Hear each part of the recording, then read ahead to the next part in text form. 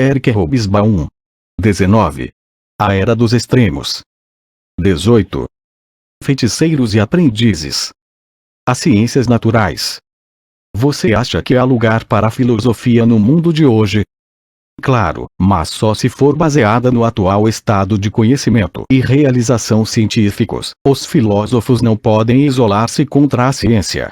Ela não apenas ampliou e transformou enormemente nossa visão da vida e do universo, também revolucionou as regras segundo as quais opera o intelecto. Claude Lévi-Strauss, 1988.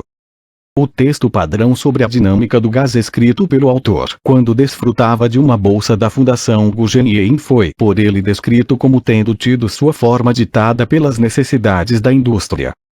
Dentro desse esquema, a confirmação da teoria da relatividade geral de Einstein passou a ser vista como um passo crítico para melhorar a precisão da balística militar, levando-se em conta minúsculos efeitos gravitacionais. A física do pós-guerra estreitou cada vez mais sua concentração nas áreas julgadas como de aplicações militares. Margaret Jacob, 1993, páginas 66, 67. 1. Nenhum período da história foi mais penetrado pelas ciências naturais nem mais dependente delas do que o século XX. Contudo, nenhum período, desde a retratação de Galileu, se sentiu menos à vontade com elas. Este é o paradoxo que tem de enfrentar o historiador do século. Mas, antes que eu tente fazê-lo, devem-se reconhecer as dimensões do fenômeno. Em 1910, todos os físicos e químicos alemães e britânicos juntos chegavam talvez a 8.000 pessoas. Em fins da década de 1980, o número de cientistas e engenheiros de fato empenhados em pesquisa e desenvolvimento experimental no mundo era estimado em cerca de 5 milhões, dos quais quase 1 milhão se achava nos Estados Unidos, principal potência científica, e um número ligeiramente maior nos estados da Europa. Embora os cientistas continuassem a formar uma minúscula fração da população, mesmo nos países desenvolvidos, o número deles continuou a crescer de maneira impressionante, mais ou menos dobrando nos 20 anos após 1970, mesmo nas economias avançadas. Contudo, em fins da década de 1980, eles formavam a ponta de um iceberg muito maior do que se poderia chamar de mão de obra científica e tecnológica potencial, que refletia essencialmente a revolução educacional da segunda metade do século. Ver capítulo 10. Ela representava talvez 2% da população global, e talvez 5% da população norte-americana. Unesco, 1991, tabela 5, 1. Os cientistas de fato eram cada vez mais selecionados por meio de uma tese doutoral, que se tornou o bilhete de entrada para a profissão.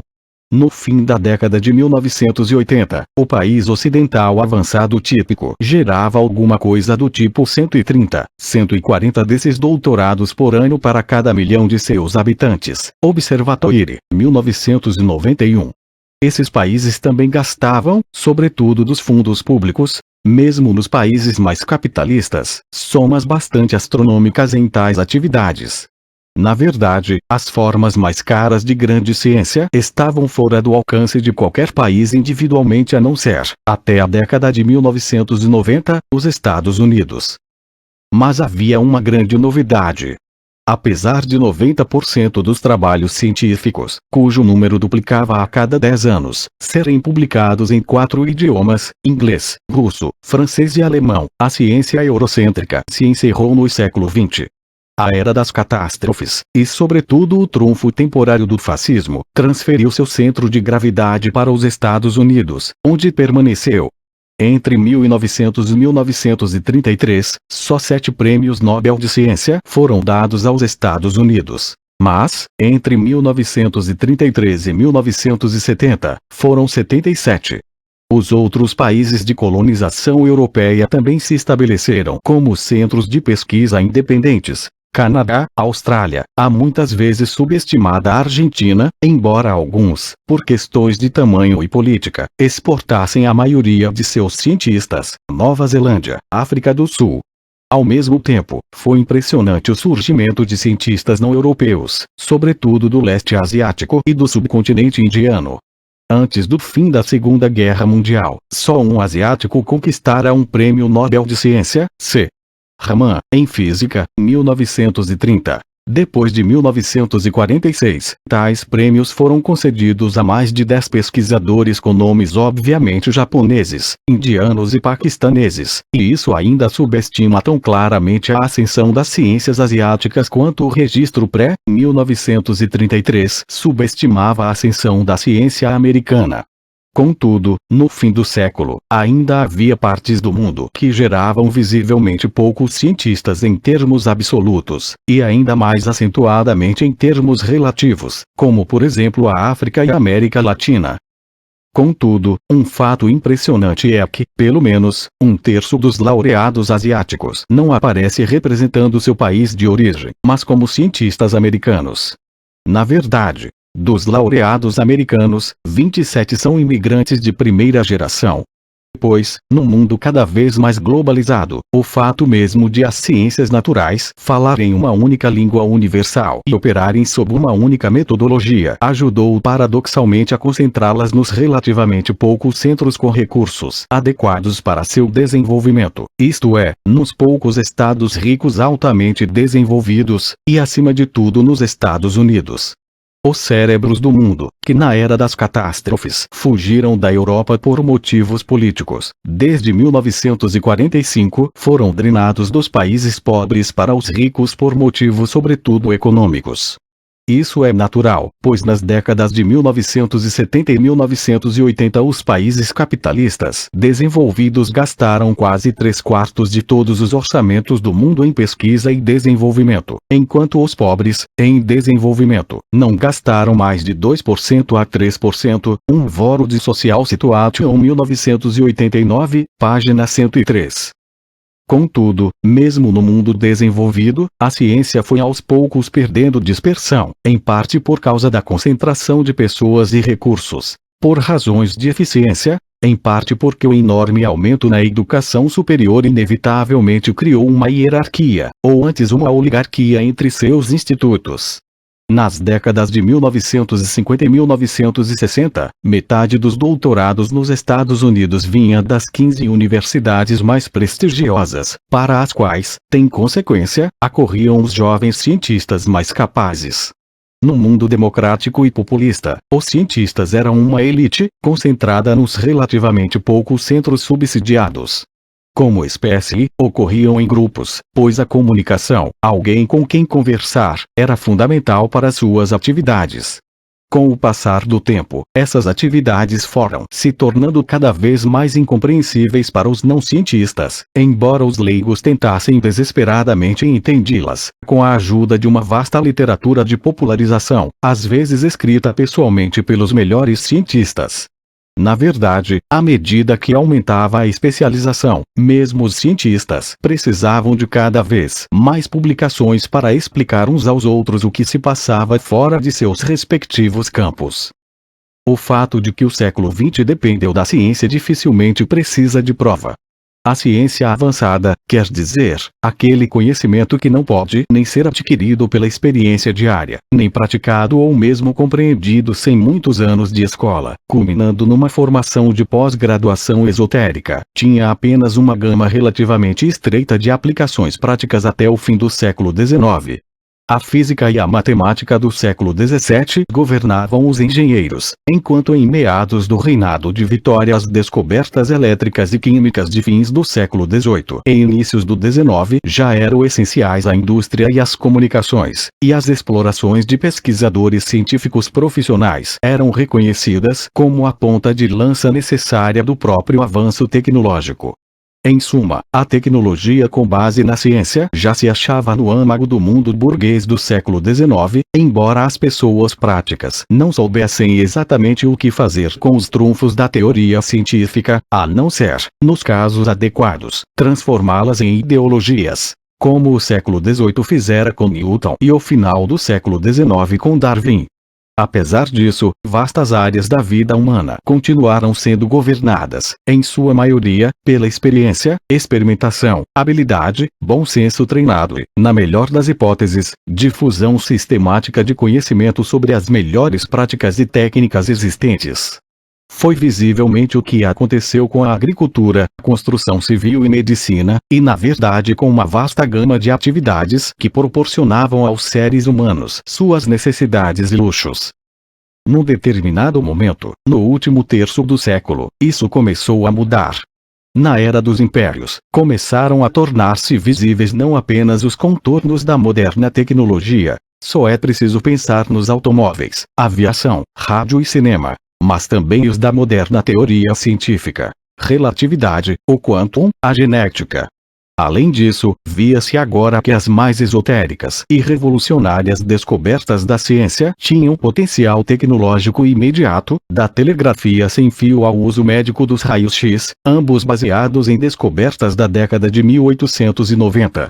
Apesar disso, embora a grande ciência do breve século XX já fosse visível em 1914, e embora a alta tecnologia posterior já estivesse implícita nela, a grande ciência ainda não era uma coisa sem a qual a vida diária em toda parte do globo seria inconcebível. É o que ocorre quando o milênio chega ao seu final. Como vimos, capítulo 9, a tecnologia com base em avançadas teoria e pesquisas científicas dominou o boom econômico da segunda metade do século XX, e não mais apenas no mundo desenvolvido. Sem a última palavra em genética, a Índia e a Indonésia não poderiam ter produzido alimentos suficientes para suas populações em explosão, e no fim do século a biotecnologia se tornará um elemento importante tanto na agricultura quanto na medicina. O problema dessas tecnologias é que se baseavam em descobertas e teorias tão distantes do mundo do cidadão comum, mesmo dos países desenvolvidos mais sofisticados, que só algumas dezenas ou, no máximo, algumas centenas de pessoas no mundo podiam captar inicialmente que elas tinham implicações práticas. Quando o físico alemão Otto Hahn descobriu a fissão nuclear, no início de 1939, mesmo alguns dos cientistas mais ativos no campo, como o grande Niels Bohr, 1885-1962, duvidavam de que tivesse alguma aplicação prática na paz ou na guerra, pelo menos no futuro previsível.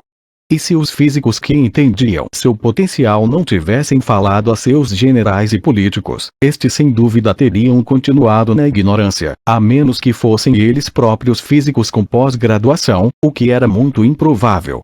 Também o famoso trabalho de Alan Turing em 1935, que iria fornecer a base da moderna teoria do computador, foi escrito originalmente como uma exploração especulativa para lógicos matemáticos. A guerra lhe deu, e a outros, a oportunidade de traduzir a teoria nos primórdios de uma prática para decifração de códigos, mas quando foi publicado ninguém, com exceção de uns poucos matemáticos, sequer leu, quanto mais tomou conhecimento do seu trabalho. Mesmo em sua própria faculdade, o gênio de ar desajeitado e rosto pálido, então um professor assistente com queda pelo Jorginho, que se tornou postumamente uma espécie de ícone entre os homossexuais, não era uma figura de qualquer destaque. Pelo menos não o lembro como tal. Mesmo quando os cientistas se achavam visivelmente empenhados em tentar resolver problemas de reconhecida importância capital, só um pequeno punhado de cérebros num isolado canto intelectual sabia o que eles estavam preparando. Assim, este autor foi bolsista de uma faculdade em Cambridge na mesma época em que Crick e Watson preparavam sua triunfante descoberta da estrutura do DNA, a dupla hélice, imediatamente reconhecida como uma das conquistas fundamentais do século. Contudo, embora eu até me lembre de ter conhecido socialmente Crick na época, a maioria de nós simplesmente não sabia que esses fatos extraordinários estavam sendo maquinados a umas poucas dezenas de metros dos portões de minha faculdade, em laboratórios pelos quais passávamos regularmente e pubs onde bebíamos. Não é que não nos interessássemos por essas questões. Os que as pesquisavam simplesmente não viam sentido em falar-nos delas, uma vez que não podíamos contribuir para o seu trabalho, nem sequer, provavelmente, entender quais eram os seus problemas.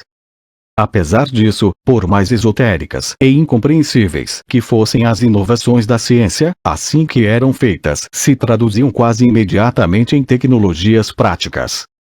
Assim, os transistores surgiram como um subproduto de pesquisas na física do estado sólido, isto é, as propriedades eletromagnéticas de cristais ligeiramente imperfeitos. Em 1948, seus inventores receberam o Prêmio Nobel 8 anos depois, como aconteceu com os lasers, 1960, que vieram não de estudos ópticos, mas de trabalhos para fazer moléculas vibrarem em ressonância com um campo magnético, Bernal, 1967. P. 563. Seus inventores também foram logo reconhecidos com prêmios Nobel, como foi, tardiamente, o físico de Cambridge soviético Peter Kapitsa, 1978, pelo trabalho em física de baixa temperatura que produziu supercondutores. A experiência de pesquisa do tempo da guerra, em 1939-46, que demonstrou, pelo menos aos anglo-americanos, que uma esmagadora concentração de recursos podia resolver os mais difíceis problemas tecnológicos num tempo improvavelmente curto, estimulou o pioneirismo científico, independentemente de custos, para fins bélicos ou de prestígio nacional, por exemplo, a exploração do espaço cósmico. Isso, por sua vez, acelerou a transformação da ciência de laboratório em tecnologia, parte da qual revelou ter um amplo potencial para o uso diário. Os lasers são um exemplo dessa rapidez. Vistos pela primeira vez em laboratório em 1960, tinham em inícios da década de 1980 chegado ao consumidor em forma de compact disc. A biotecnologia foi ainda mais rápida. As técnicas de DNA recombinante, ou seja, técnicas para combinar genes de uma espécie com os de outra, foram reconhecidas pela primeira vez como adequadamente praticáveis em 1973. Menos de 20 anos depois, a biotecnologia era uma coisa comum no investimento médico e agrícola.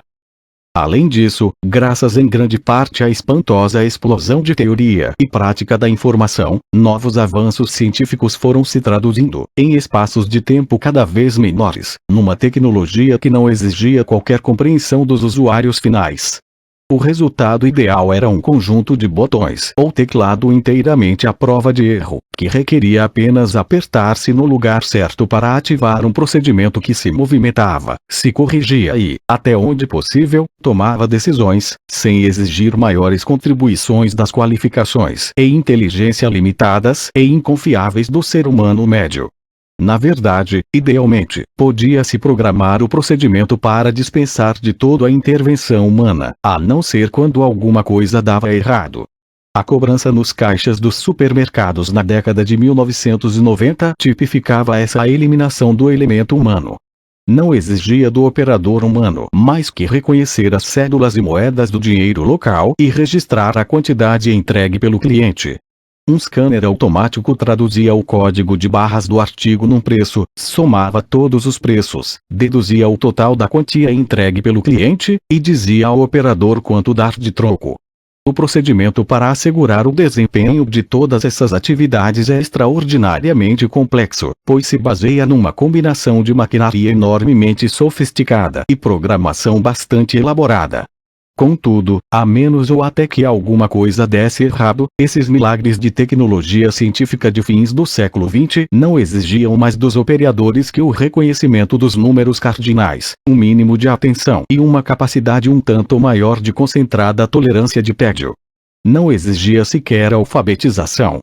Para a maioria dos operadores, as forças que o mandavam informar ao cliente que ele ou ela devia pagar 2,15 libras, e o instruíam a devolver 7,85 de troco para uma nota de 10, eram tão irrelevantes quanto incompreensíveis. Não precisavam entender nada delas para operá-las. O aprendiz de feiticeiro não precisava mais preocupar-se com sua falta de conhecimento.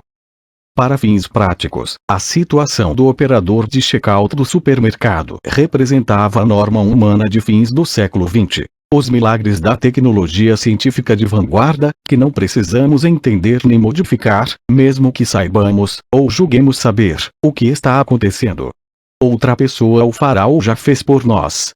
Pois, mesmo que nos suponhamos especialistas num ou noutro campo determinado, ou seja, o tipo de pessoa que pode consertar o aparelho se der problema, ou projetá-lo, ou construí-lo. Diante da maioria dos outros produtos diários da ciência e tecnologia somos leigos ignorantes sem compreender nada. E mesmo que não fôssemos, nossa compreensão do que é que faz a coisa que usamos funcionar, e dos princípios por trás dela, é em grande parte conhecimento irrelevante, como é o processo de fabricar cartas de baralho para o honesto jogador de pôquer. As máquinas de fax são projetadas para uso por pessoas que não têm ideia de como a máquina em Londres reproduz um texto que foi posto nela em Los Angeles. Não funcionam melhor quando operadas por professores de eletrônica. Assim a ciência, através do tecido saturado de tecnologia da vida humana, demonstra diariamente seus milagres ao mundo de fins do século XX. É tão indispensável e onipresente, pois mesmo os mais remotos confins da humanidade conhecem o rádio transistorizado e a calculadora eletrônica, quanto Alá para o muçulmano crente.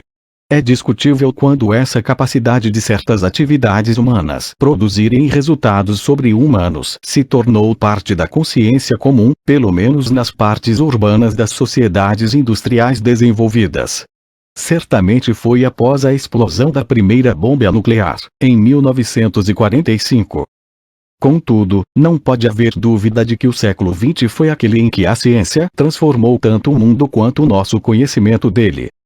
Devíamos esperar que as ideologias do século XX se regozijassem com os trunfos da ciência, que são os trunfos da mente humana, como fizeram as ideologias seculares do século XIX. Na verdade, devíamos ter esperado até mesmo que enfraquecesse a oposição das ideologias religiosas tradicionais, grandes redutos de resistência à ciência do século XIX. Pois ela não apenas afrouxou o domínio das religiões tradicionais na maior parte do século, como veremos, mas a própria religião se tornou tão dependente da ciência da tecnologia baseada na alta ciência quanto qualquer outra atividade humana no mundo desenvolvido.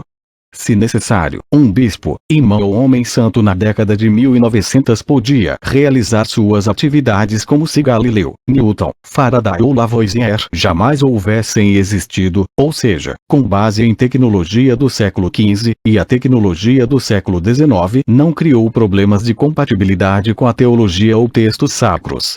Tornou-se muito mais difícil ignorar o conflito entre ciência e escritura sagrada numa era em que o Vaticano se viu obrigado a comunicar-se por satélite e testar a autenticidade do sudário de Turim por datação de radiocarbono, em que o Ayatollah Khomeini difundiu suas palavras do exterior para o Irã por meio de fitas cassete, e em que estados dedicados às leis do Corão também se empenhavam em equipar-se com armas nucleares. A aceitação de facto da ciência contemporânea mais sofisticada, via a tecnologia que dela dependia, era tal que na Nova York de fim de século as vendas de produtos eletrônicos super high-tech se tornaram em grande parte especialidade dos Hassidim, o ramo de judaísmo messiânico oriental conhecido, além de seu extremo ritualismo e insistência em usar uma versão século XVIII de trajes poloneses, por preferir a emoção estântica à investigação intelectual.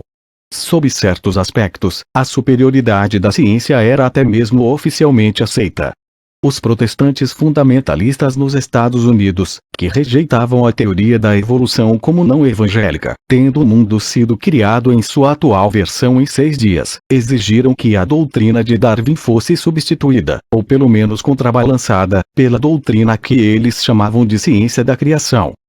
E no entanto, o século XX não se sentia à vontade com a ciência que fora a sua mais extraordinária realização, e da qual dependia.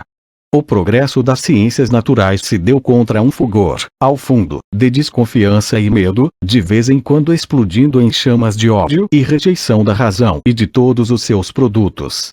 E no espaço indefinido entre ciência e anticiência, entre os que buscavam a verdade última pelo absurdo e os profetas de um mundo composto exclusivamente de ficções, encontramos cada vez mais esse produto típico e em grande parte americano do século, sobretudo de sua segunda metade, a ficção científica. Gênero, antecipado por Júlio Verne, 1828-1905, foi iniciado por H. G. Wells, 1866-1946, no finzinho mesmo do século XIX.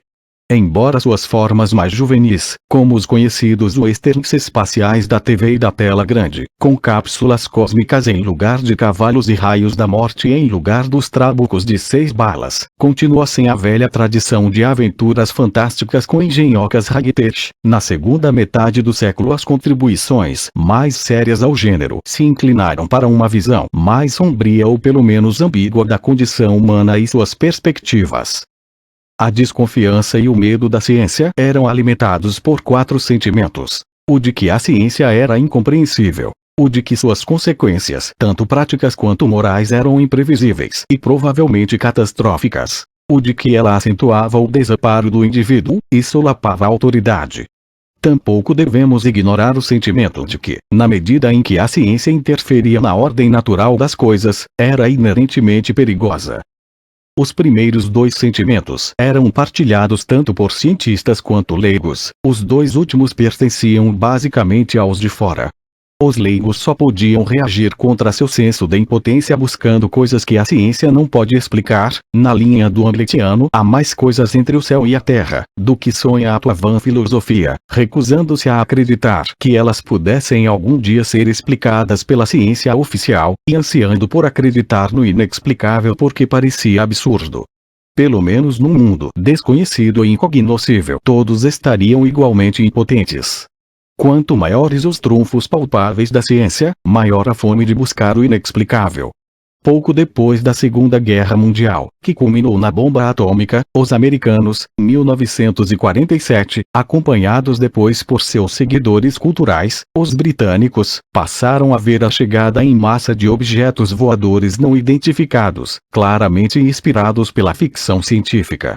Acreditavam com toda a firmeza que eles vinham de civilizações extraterrestres diferentes e superiores à nossa. Os observadores mais entusiásticos chegaram a ver de fato seus cidadãos, de formas estranhas, saindo desses discos voadores, e 1 ou 2 até mesmo disseram ter pegado carona com eles. O fenômeno tornou-se mundial, embora um mapa da distribuição das aterrissagens desses extraterrestres mostrasse uma séria preferência pelo pouso ou sobrevoo em territórios anglo-saxônicos. Qualquer ceticismo em relação aos OVNIs era atribuído ao ciúme de cientistas de mentalidade tacanha, incapazes de explicar fenômenos além de seus estreitos horizontes, talvez até mesmo a uma conspiração dos que mantinham o homem comum em servidão intelectual para ocultar-lhe um saber superior. Não se tratava das crenças em magia e milagres das sociedades tradicionais, para as quais essas intervenções na realidade faziam parte de vidas muito incompletamente controláveis, e muito menos espantosas do que, digamos, a visão de um avião ou a experiência de falar a um telefone. Tampouco eram parte do fascínio permanente e universal dos seres humanos com o monstruoso, ou aberrante ou maravilhoso, de que a literatura popular dá testemunho desde a invenção da imprensa. Eram uma rejeição das afirmações e do domínio da ciência, às vezes de maneira consciente, como na extraordinária rebelião, mais uma vez centrada nos Estados Unidos, de grupos periféricos contra a prática de pôr flúor no abastecimento de água, depois de descobrir-se que a absorção desse elemento reduziria de forma impressionante a deterioração dental em populações urbanas modernas. Isso enfrentou uma resistência apaixonada não apenas em nome da liberdade de preferir carnes, mas, em seus oponentes mais extremados, como uma trama vil para enfraquecer os seres humanos pelo envenenamento compulsório. E nessa reação, vividamente retratada no filme Doutor Fantástico, 1963, de Stanley Kubrick, a desconfiança da ciência como tal se fundiu com o medo de suas consequências práticas. Esse medo também foi espalhado pela inata hipocondria da cultura americana, à medida que a vida era cada vez mais submersa pela tecnologia moderna, incluindo a tecnologia médica, com seus riscos. O extraordinário gosto dos Estados Unidos por deixar que o litígio responda a todas as questões na disputa humana permite-nos acompanhar esses medos. Uber, 1990, pp. 97, 118. Os espermicidas causavam efeitos colaterais. As linhas de transmissão de energia elétrica faziam mal a pessoas que moravam perto delas. O fosso entre os especialistas, que tinham algum critério para julgar, e os leigos, que só tinham esperança ou medo, foi alargado pela diferença entre a avaliação desapaixonada, que bem poderia achar um pequeno grau de risco um preço a pagar por um grande grau de benefício, e indivíduos que, compreensivelmente, desejavam risco zero, pelo menos em teoria. Na verdade, esses eram os temores da desconhecida ameaça da ciência de homens e mulheres que só sabiam que viviam sob o domínio dela. Temores cuja intensidade e foco diferiam segundo a natureza das suas opiniões, e temores sobre a sociedade contemporânea. Fischoff et al. 1978, pp. 127, 52. Contudo, na primeira metade do século, os grandes riscos da ciência vinham não dos que se sentiam humilhados pelos ilimitados e incontroláveis poderes dela, mas dos que achavam que podiam controlá-los. Os únicos dois tipos de regime político, além das então raras reversões ao fundamentalismo religioso, que interferiam na pesquisa científica em princípio, estavam ambos profundamente comprometidos com o progresso técnico sem limite, em um caso, com uma ideologia que o identificava com a ciência e saudava a conquista do mundo pela razão e a experimentação. Contudo, de maneiras diferentes, tanto o stalinismo quanto o nacional-socialismo alemão rejeitavam a ciência mesmo quando a usavam para fins tecnológicos. O que contestavam era seu desafio a visões de mundo e valores expressos em verdades a priori. Assim, nenhum dos dois regimes se sentiu à vontade com a física pós-Einstein. Os nazistas rejeitaram-na como judia, e os ideólogos soviéticos, como insuficientemente materialista no sentido leninista da palavra, embora ambos a tolerassem na prática, pois os estados modernos não podiam passar sem os físicos, que eram pós-einsteinianos até o fim. Os nacional-socialistas, porém, se privaram da flor do talento europeu continental na física, expulsando judeus e adversários ideológicos para o exílio, incidentalmente destruindo a supremacia científica alemã de princípios do século ao fazer isso. Entre 1900 e 1933, 25 dos 66 prêmios Nobel de Física e Química tinham ido para a Alemanha, mas depois de 1933 só cerca de 1 em 10, nenhum dos dois regimes se achava tampouco afinado com as ciências biológicas. As políticas raciais da Alemanha nazista horrorizavam os geneticistas sérios, que, em grande parte devido ao entusiasmo dos racistas pela eugênia, haviam começado no princípio do século a pôr uma certa distância entre si e as políticas de seleção e reprodução genéticas humanas, que incluíam matar os incapazes, embora se deva admitir, com tristeza, que houve bastante apoio ao racismo nacional-socialista entre biólogos e médicos alemães. Proctor, 1988. O regime soviético, sob Stalin, viu-se em choque com a genética tanto por motivos ideológicos quanto porque a política do Estado estava comprometida com o princípio de que, com suficiente esforço, qualquer mudança era realizável, enquanto a ciência indicava que, no campo da evolução em geral e da agricultura em particular, não era assim. Em outras circunstâncias, a controvérsia dos biólogos evolucionistas entre os seguidores de Darwin, para os quais a herança era genética, e os de Lamarck, que acreditavam na herança de características adquiridas e praticadas durante a vida do indivíduo, teria sido deixada para ser acertada em seminários e laboratórios. Na verdade, era encarada pela maioria dos cientistas como já acertada em favor de Darwin, quando nada por jamais ter se descoberto qualquer indício satisfatório de herança de características adquiridas. Sob Stalin, um biólogo de periferia, Trofim Denisovich Lysenko, 1898-1976, conquistou o apoio de autoridades políticas com o argumento de que se podia multiplicar a produção agrícola com processos lamarckianos, que abreviavam os lentos processos ortodoxos de reprodução de plantas e animais. Naquele tempo não era sensato discordar da autoridade. O acadêmico Nikolai Ivanovich Vavilov, 1885-1943, o mais famoso dos geneticistas soviéticos, morreu num campo de trabalho por discordar de Lysenko, uma opinião partilhada pelo resto dos geneticistas soviéticos sérios, embora só depois da Segunda Guerra Mundial a biologia soviética se comprometesse oficialmente com a rejeição obrigatória da genética como entendida no resto do mundo, pelo menos até depois da morte do ditador. O efeito dessas políticas na ciência soviética foi, como seria de prever, desastroso. Regimes do tipo nacional-socialista e soviético, apesar de absolutamente diferentes em muitos aspectos, partilhavam a crença em que seus cidadãos deviam aceitar uma doutrina verdadeira, mas formulada e imposta pelas autoridades político-ideológicas seculares. Daí a ambiguidade e o mal-estar em relação à ciência, sentidos em tantas sociedades, encontrar expressão oficial em tais estados, ao contrário de regimes políticos agnósticos em relação às crenças individuais de seus cidadãos, como os governos seculares haviam aprendido a ser durante o longo século XIX. Na verdade, o surgimento de regimes de ortodoxia secular foi, como vimos, ver capítulos 4 e 13, um subproduto da era das catástrofes, e não duraram.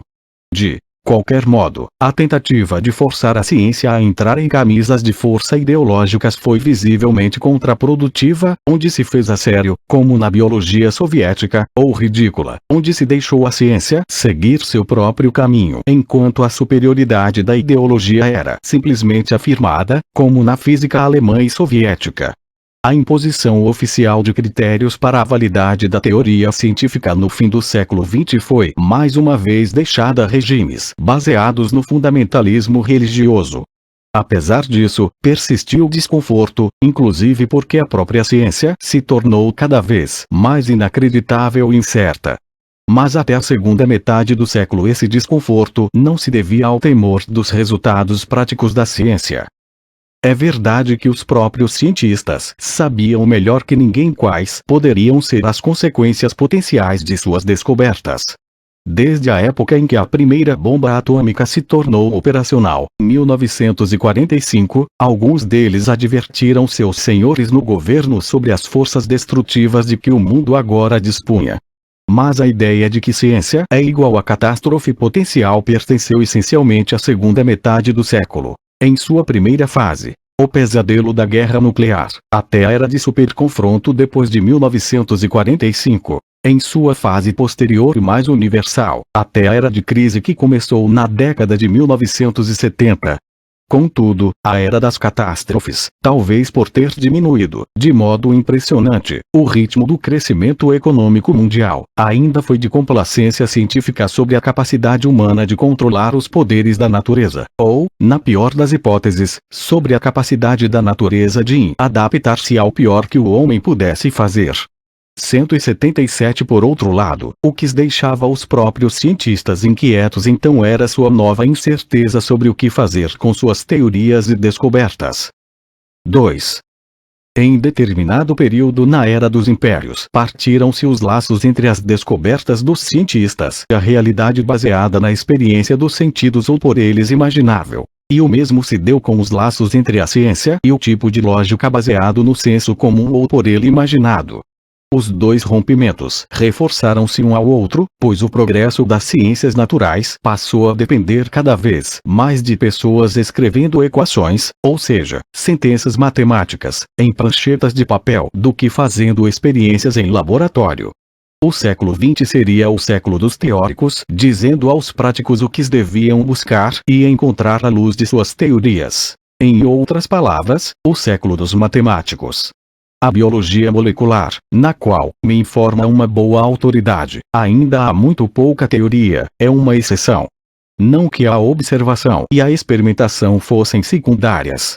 Ao contrário, sua tecnologia foi mais profundamente revolucionada que em qualquer época desde o século XVII pelos novos aparelhos e as novas técnicas, vários dos quais iriam receber a consagração científica última dos prêmios Nobel.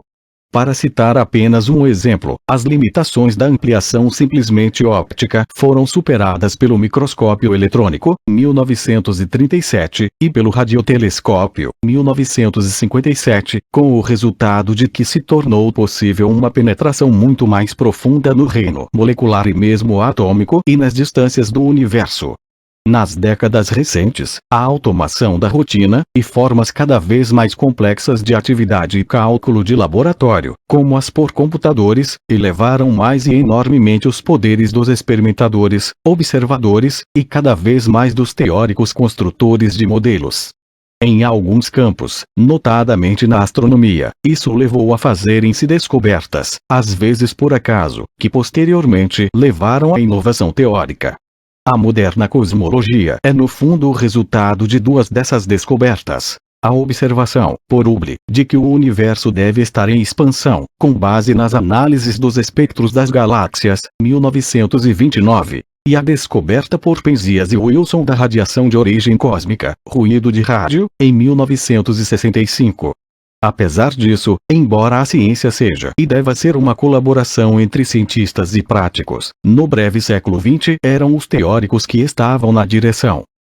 Para os próprios cientistas, o rompimento com a experiência dos sentidos e o senso comum significou um rompimento com as certezas tradicionais de seu campo e a metodologia deste.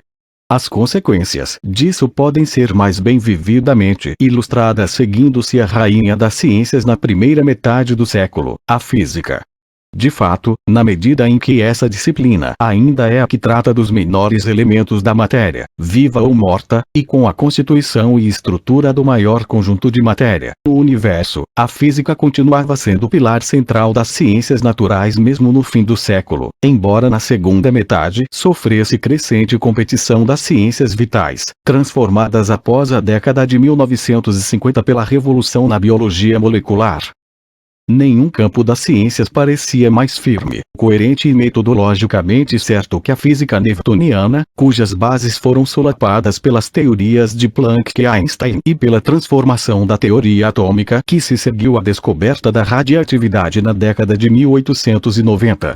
Era objetiva, ou seja, podia se submeter à observação adequada, sujeita a limitações técnicas na aparelhagem de observação, por exemplo, o microscópio ou telescópio ópticos. Não era ambígua. Um objeto ou fenômeno era uma coisa ou outra, e a distinção entre elas era clara. Suas leis eram universais, e igualmente válidas no nível cósmico e microcósmico. Os mecanismos que ligavam os fenômenos eram compreensíveis, isto é, capazes de ser expressos como causa e efeito. Por conseguinte, todo o sistema era em princípio determinista, e o objetivo da experiência em laboratório era demonstrar essa determinação eliminando, na medida do possível, a complexa confusão de vida comum que a ocultava. Só um tolo ou uma criança iria dizer que o voo dos pássaros e borboletas negava as leis da gravidade. Os cientistas sabiam muito bem que havia declarações de princípios não científicas, mas estas não eram de seu interesse como cientistas. Todas essas características foram questionadas entre 1895 e 1914.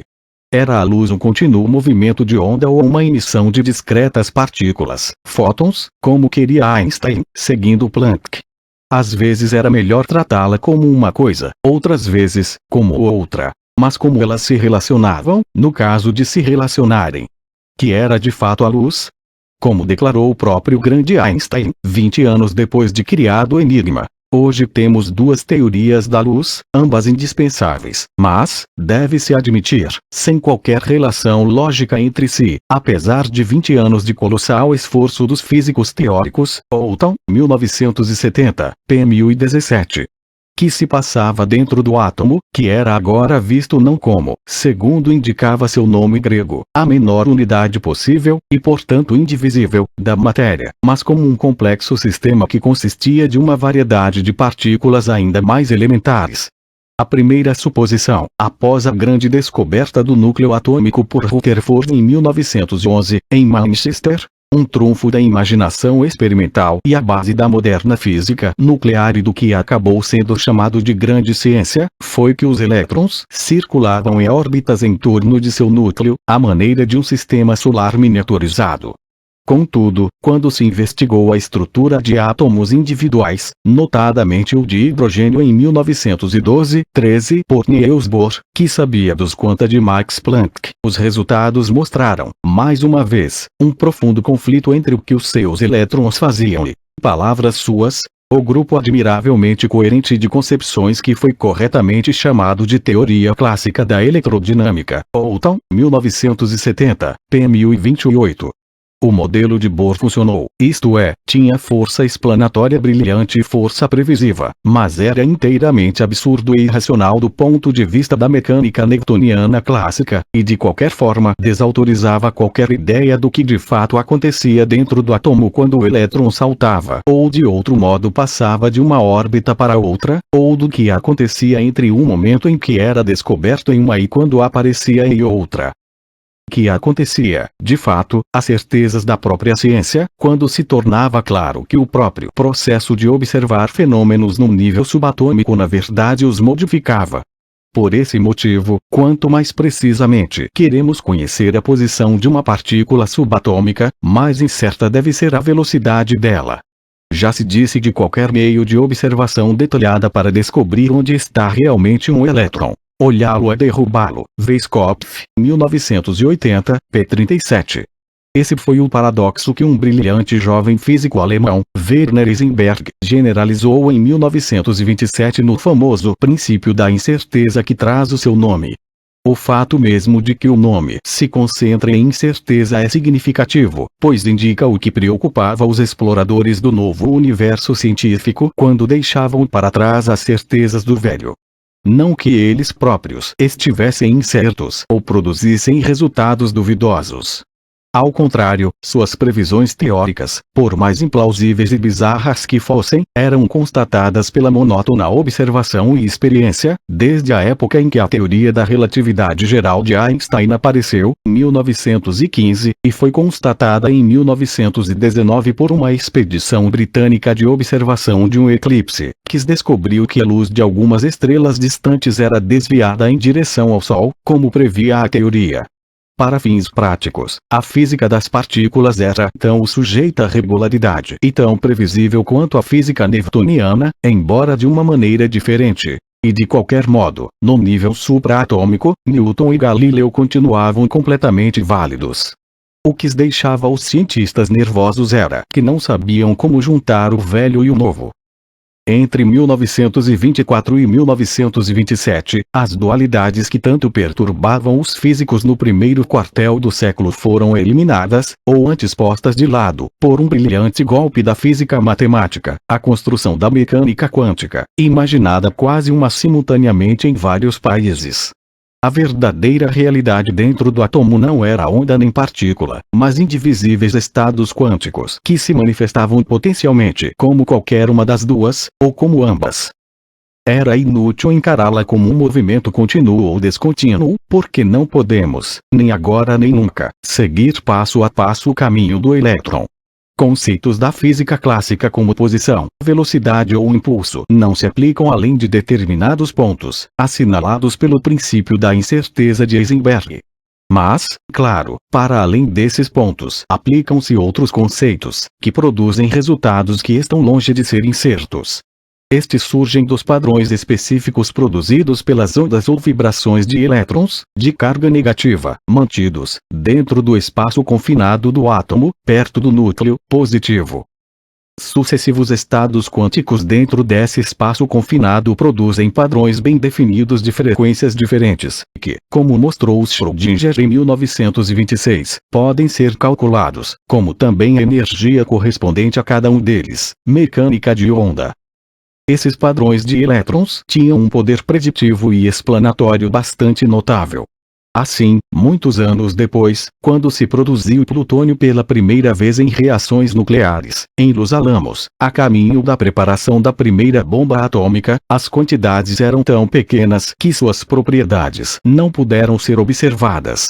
Contudo, pelo número de elétrons no átomo desse elemento, e pelos padrões desses 94 elétrons vibrando em torno do núcleo, e por nada mais, os cientistas previram, corretamente, que o plutônio se revelaria um metal marrom, com uma massa específica de cerca de 20 gramas por centímetro cúbico, e possuiria certa condutividade e elasticidade elétricas e térmicas. A mecânica quântica também explicava por que os átomos, e as moléculas e combinações mais elevadas neles baseadas, permaneciam estáveis, ou antes, que seria necessária uma introdução de energia extra para mudá-los. Na verdade, foi dito que mesmo os fenômenos da vida, a forma do DNA e o fato de que diferentes nucleotídeos são resistentes ao movimento termal à temperatura ambiente, se baseiam nesses padrões primais. O fato de que em toda primavera surgem as mesmas flores se baseia na estabilidade dos padrões dos diferentes nucleotídeos. Weisskopf, 1980, pp.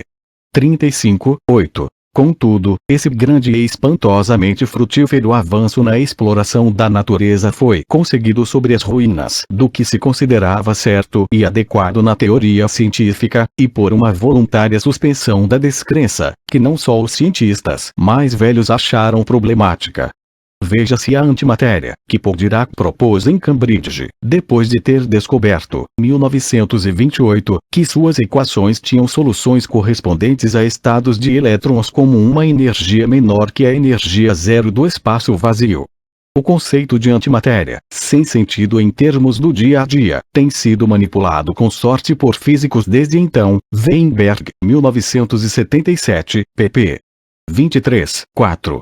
A simples palavra implicava uma recusa deliberada a deixar que o progresso do cálculo teórico fosse desviado por qualquer ideia preconcebida da realidade. Qualquer que se revelasse ser a realidade, ela chegaria às equações. E, no entanto, não era fácil aceitar isso, mesmo para cientistas que há muito tinham deixado para trás a opinião do grande Rutherford de que nenhuma física podia ser boa se não pudesse ser explicada a uma garçonete de bar. Houve pioneiros da nova ciência que simplesmente acharam impossível aceitar o fim das velhas certezas, assim como seus fundadores, Max Planck e o próprio Albert Einstein, que manifestou desconfiança de leis puramente probabilistas, em vez da causalidade determinista, numa frase bastante conhecida: Deus não joga dados. Não tinha argumentos válidos, mas uma voz íntima me diz que a mecânica quântica não é a verdade de fato, citado em M. Jammer, 1966, p. 358. Mais de um dos próprios revolucionários do quantum sonharam eliminar as contradições, subordinando um lado ao outro. Schrödinger esperava que sua mecânica de onda houvesse dissolvido os supostos saltos de elétrons de uma órbita atômica para outra, no processo contínuo de troca de energia, e, ao fazer isso, houvesse preservado espaço, tempo e causalidade clássicos.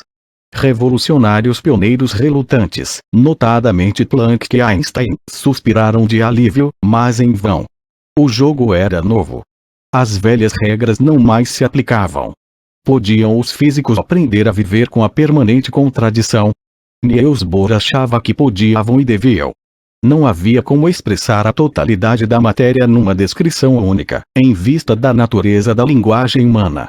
Não podia haver modelo único, diretamente abrangente. A única maneira de avaliar a realidade era comunicando-a de modos diferentes e juntando todos os modelos para complementarem-se uns aos outros numa exaustiva sobreposição de diferentes descrições que incorporam ideias aparentemente contraditórias ou tal. 1970, p. 1018. Era o princípio da complementaridade de Bohr, um conceito metafísico semelhante à relatividade, que ele extraíra de autores muito distantes da física, e encarava como tendo aplicabilidade universal. A complementaridade de Bohr não se destinava a avançar a pesquisa dos cientistas atômicos, mas antes a consolá-los justificando suas confusões. O seu apelo dela está fora do campo da razão. Pois embora todos nós, e não menos os cientistas inteligentes, saibamos que existem diferentes modos de perceber a mesma realidade, às vezes não comparáveis ou mesmo contraditórios, mas que todos precisamos apreendê-la em sua totalidade, ainda não temos ideia de como os relacionamos. O efeito de uma sonata de Beethoven pode ser analisado física, fisiológica e psicologicamente, e também pode ser absorvido ouvindo-se. Mas como se relacionam esses modos de compreensão? Ninguém sabe. Apesar disso, continuou a intranquilidade. De um lado, havia a síntese da nova física de meados da década de 1920, que oferecia uma maneira extraordinariamente eficaz de forçar os cofres fortes da natureza. Os conceitos básicos da revolução do quantum ainda eram aplicados em fins do século XX. A menos que todos sigamos os que veem a análise não nuclear, tornada possível pela computação, como um começo radicalmente novo, não houve revolução na física desde 1927, mas apenas enormes avanços evolucionários dentro do mesmo quadro conceitual. Por outro lado, houve generalizada incoerência. Em 1931, essa incoerência se estendeu até o último reduto da certeza, a matemática. Um lógico matemático austríaco, Kurt Gödel, provou que o sistema de axiomas jamais pode se basear em si mesmo. Se se quer demonstrá-lo como consistente, é preciso empregar princípios de fora do sistema. À luz do teorema de Gödel, não se poderia sequer pensar no mundo consistente internamente não contraditório. Essa foi a crise da física, para citar o título de um livro de um jovem intelectual autodidata marxista britânico que foi morto na Espanha, Christopher Caldwell, 1907, 37. Não se tratava apenas de uma crise das fundações, como foi chamado o período 1930 na matemática, ver a Era dos Impérios, capítulo 10, mas também da imagem geral do mundo dos cientistas. Na verdade, enquanto os físicos aprendiam a dar de ombro a questões filosóficas, enquanto mergulhavam no novo território que se abria à sua frente, o segundo aspecto da crise se tornava ainda mais importuno. Pois nas décadas de 1930 e 1940 a estrutura do átomo foi se tornando cada vez mais complicada de ano para ano. Desaparecerá a simples dualidade de núcleo positivo e elétrons negativos. Os átomos eram agora habitados por uma fauna e flora crescentes de partículas elementares, algumas de fato muito estranhas. Chadwick, de Cambridge, descobriu a primeira dessas em 1932, os nêutrons eletricamente neutros. Embora outros, como um neutrino sem massa e eletricamente neutro, já houvessem sido previstos em bases teóricas. Essas partículas subatômicas, quase todas de vida breve e passageiras, multiplicavam-se, sobretudo sob o bombardeio dos aceleradores de alta energia da grande ciência, que se tornaram disponíveis depois da Segunda Guerra Mundial. No fim da década de 1950, havia mais de 100 delas, e não se via o fim. O quadro se complicou ainda mais, a partir de inícios da década de 1930, com a descoberta de duas forças desconhecidas e obscuras atuando dentro do átomo, além das elétricas que ligavam núcleo e elétrons. A chamada força forte ligava o nêutron e o próton de carga positiva no núcleo atômico, e a chamada força fraca era responsável por certos tipos de decomposição de partículas. Ora, no entulho conceitual sobre o qual se ergueram as ciências do século XX, uma suposição básica e essencialmente estética não foi contestada. Na verdade, enquanto a incerteza obscurecia todas as outras, ela se tornou cada vez mais fundamental para os cientistas.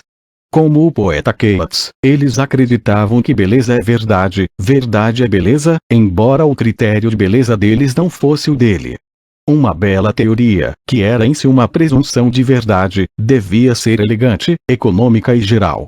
Devia unir e simplificar, como tinham feito até então os grandes trunfos da teoria científica. A revolução científica da época de Galileu e Newton mostrará que as mesmas leis governam céus e terra. A revolução química reduzirá a interminável variedade de formas em que a matéria aparecia a 92 elementos sistematicamente relacionados. O trunfo da física do século fora mostrar que eletricidade, magnetismo e fenômenos ópticos tinham as mesmas raízes. Contudo, a nova revolução na ciência produzirá não simplificação, mas complicação.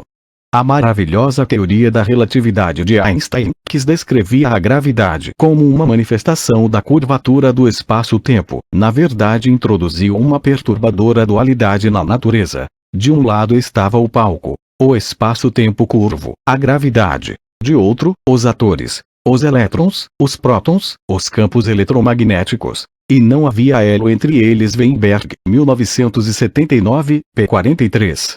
Durante os últimos 40 anos de sua vida, Einstein, o Newton do século XX, mourejou para produzir uma teoria de campo unificada que unisse eletromagnetismo e gravidade, mas não conseguiu. E agora havia mais duas classes de força, aparentemente não relacionadas na natureza, sem relações aparentes com o eletromagnetismo e a gravidade. A multiplicação de partículas subatômicas, por mais emocionante que fosse, só podia ser uma verdade temporária, preliminar, porque, por mais linda que se mostrasse em detalhe, não havia beleza no novo átomo como antes havia no velho. Mesmo o pragmatista puro da era, para o qual o único critério de uma hipótese era que funcionasse, tinha, pelo menos, de sonhar às vezes com uma nobre, bela e geral teoria de tudo, para usar a expressão de um físico de Cambridge, Stephen Hawking. Mas ela parecia sumir na distância, embora da década de 1960 em diante os físicos começassem, mais uma vez, a divisar a possibilidade de uma tal síntese. Na verdade, na década de 1990 havia uma generalizada crença entre os físicos em que haviam quase chegado a um nível realmente básico, e que a multiplicidade de partículas elementares podia ser reduzida a um agrupamento relativamente simples e coerente. Ao mesmo tempo, nas indefinidas fronteiras entre temas tão amplamente dispares como meteorologia, ecologia, física não nuclear, astronomia, dinâmica de fluidos e vários ramos da matemática independentemente iniciados na União Soviética e, ligeiramente depois, no Ocidente, e ajudados pelo extraordinário desenvolvimento dos computadores como instrumento analítico e inspiração visual, surgia, ou ressurgia, um novo ramo de síntese, sob o enganoso nome de teoria do caos. Pois o que revelava não era tanto os imprevisíveis resultados de procedimentos científicos perfeitamente deterministas, mas a extraordinária universalidade de formas e padrões da natureza em suas manifestações mais dispares e aparentemente sem qualquer relação. A teoria do caos ajudou a dar uma nova virada, por assim dizer, na velha causalidade. Quebrava os elos entre a causalidade e a previsibilidade, pois sua essência não era que os acontecimentos fossem fortuitos, mas que os efeitos que se seguiam a causas especificáveis não podiam ser previstos. Reforçava outro desenvolvimento, iniciado entre paleontólogos, e de considerável interesse para os historiadores, sugerido que as cadeias de desenvolvimento histórico ou evolucionário são perfeitamente coerentes e capazes de explicação após o fato, mas que os resultados eventuais não podem ser previstos desde o início, porque, se seguir novamente o mesmo curso, é só haver qualquer mudança inicial, por mais leve sem aparente importância que seja na época, e a evolução desemboca no canal radicalmente diferente. Gould, 1989, p. 51. As consequências políticas, sociais e econômicas desse método podem ser de longo alcance.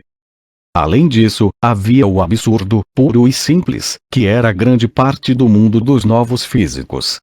Enquanto se limitava ao interior do átomo, não afetava diretamente a vida comum, que mesmo os cientistas vivem, mas pelo menos uma descoberta nova e não assimilada não podia ser posta de quarentena desse jeito. Era o fato extraordinário, previsto por alguns com base na teoria da relatividade, mas observado pelo astrônomo americano Hubble em 1929, de que todo o universo parecia estar se expandindo num ritmo estonteante. Essa expansão, que até mesmo muitos cientistas achavam difícil de engolir, alguns idealizando teorias alternativas de estado firme do cosmos, foi constatada por outros dados astronômicos na década de 1960. Era impossível não especular sobre aonde essa expansão o estaria levando, e a nós, quando e como começara, e portanto sobre a história do universo, a partir do Big Bang inicial. Isso produziu o florescente campo da cosmologia, a parte da ciência do século XX mais prontamente transformada em best-sellers. Também aumentou enormemente o elemento de história nas ciências naturais, até então, a não ser pela geologia e seus subprodutos, orgulhosamente desinteressadas dela, incidentalmente reduziu a identificação de ciência pesada com a experiência, isto é, com a reprodução de fenômenos naturais. pois como se podiam repetir acontecimentos irrepetíveis? O universo em expansão, assim, aumentou a confusão tanto de cientistas como de leigos. Essa confusão confirmou os que viveram a era das catástrofes, e sabiam ou pensavam sobre tais questões, em sua convicção de que um velho mundo acabara, ou, no mínimo dos mínimos, se achava em convulsão terminal, mas ainda não se discerniam claramente os contornos do novo.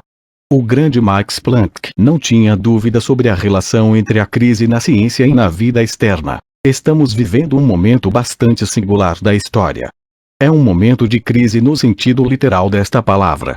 Em cada ramo de nossa civilização espiritual e material parecemos ter chegado a um ponto de virada crítico. Esse espírito se mostra não só no estado real dos assuntos públicos, mas também na atitude geral em relação a valores fundamentais na vida pessoal e social. Agora o iconoclasta invadiu o templo da ciência. Dificilmente haverá um axioma científico que não seja hoje negado por alguém. E ao mesmo tempo praticamente qualquer teoria idiota quase uma certamente teria crentes e discípulos num lugar ou noutro. Planck, 1933, p. 64. Nada era mais natural que um alemão de classe média criado nas certezas do século XIX expressasse tais sentimentos nos dias da Grande Depressão e da ascensão de Hitler ao poder. Apesar disso, tristeza era o oposto do que a maioria dos cientistas sentia. Eles concordavam com Rutherford, que disse à Associação Britânica, 1923, que estamos vivendo na idade heróica da física, Howard, 1978, p. 92. Todo o número de publicações científicas, todo colóquio, pois a maioria dos cientistas adorava, mais que nunca, combinar cooperação e competição, trazia novos, emocionantes e profundos avanços. A comunidade científica ainda era bastante pequena, pelo menos em temas pontas de lança como a física nuclear e a cristalografia, para oferecer a quase todo jovem pesquisador a perspectiva do estrelato. Ser cientista era ser invejado. Certamente, os que estudavam em Cambridge, que produziu a maioria dos 30 prêmios Nobel britânicos da primeira metade do século, e que, para fins práticos, era a ciência britânica nessa época, sabiam o que gostariam de estudar, se fossem suficientemente bons em matemática. Na verdade, as ciências naturais não podiam esperar nada além de maiores trunfos e avanço intelectual, o que tornava tolerável o caráter remendado, as imperfeições e improvisações da teoria então corrente, pois tinha de ser apenas temporários. Porque iriam pessoas que ganhavam prêmios Nobel por trabalhos feitos aos 20 e poucos anos deixar de confiar no futuro? E no entanto, como podiam mesmo os homens, e, ocasionalmente, as mulheres, que continuavam a provar a realidade da abalada ideia de progresso em seu campo de atividade humana permanecer imune à época de crise e catástrofe em que viviam? Não podiam, e não permaneceram. A era das catástrofes foi, portanto, também uma das comparativamente poucas eras de cientistas politizados, e não só porque a migração em massa de cientistas racial e ideologicamente inaceitáveis de grandes zonas da Europa demonstrava que os cientistas não podiam ter certeza de sua imunidade pessoal. De qualquer modo, o cientista britânico típico da década de 1930 era membro do esquerdista Grupo Anti-Guerra dos Cientistas de Cambridge, confirmado em seu radicalismo pelas indisfarçadas simpatias de seus membros mais estabelecidos, cuja proeminência ia da Royal Society ao Prêmio Nobel. Bernal, cristalografia, Haldane, genética, Needle, embriologia química, Blackett, física, Dirac, física, e o matemático G. H. Hardy, que considerava que só dois outros no século XX se achavam na classe de seu herói australiano do cricket, Don Bradman, Lenin e Einstein. O jovem cientista americano típico da década de 1930, mas que provavelmente se veria em apuros políticos nos anos de Guerra Fria do pós-guerra por simpatias radicais do pré-guerra ou sua continuação, como Robert Oppenheimer, 1954-67, o principal arquiteto da bomba atômica, e o químico Linus Pauling, 1901, que ganhou 2 prêmios Nobel, incluindo um da Paz, e um prêmio Lenin.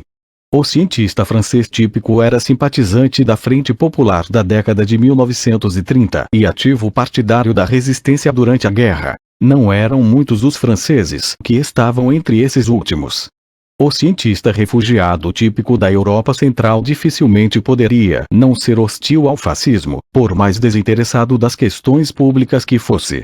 Os cientistas que ficaram ou foram impedidos de partir dos países fascistas ou da União Soviética tampouco podiam evitar as políticas de seus governos, simpatizando com elas ou não, quando nada porque lhes impunham gestos públicos, como a saudação de Hitler na Alemanha, que o grande físico Max von Laue, 1897-1960, evitava levando alguma coisa nas duas mãos sempre que saía de casa.